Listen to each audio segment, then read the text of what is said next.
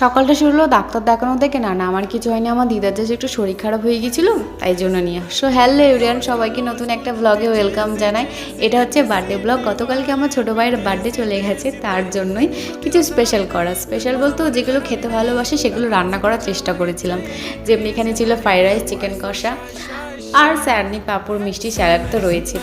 পায়েসটা দেখা হয়নি। সত্যি বলতে আমি রান্না করিনি, আমি যদি একটু হেল্প করে দিয়েছিলাম। আমার মেজোকাকে সমস্তটা করেছে। তারপর তো ওর রিভিউটাও নিয়ে নিলাম কেমন হয়েছে। খুব ভালো হয়েছে।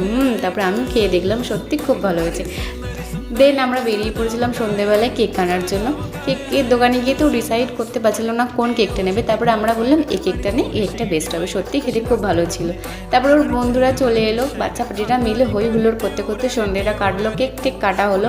দেন ওদের খাওয়াতে বসে বললাম, এই যে টুকি টুকি হাত নিয়ে কি সুন্দর খাচ্ছে। ওই দিকে আর একটা ছোটো রয়েছে। চলো বাই, ভিডিওটা এখানে এন্ড করলাম। ভালো লাগলে লাইক শেয়ার সাবস্ক্রাইব করো।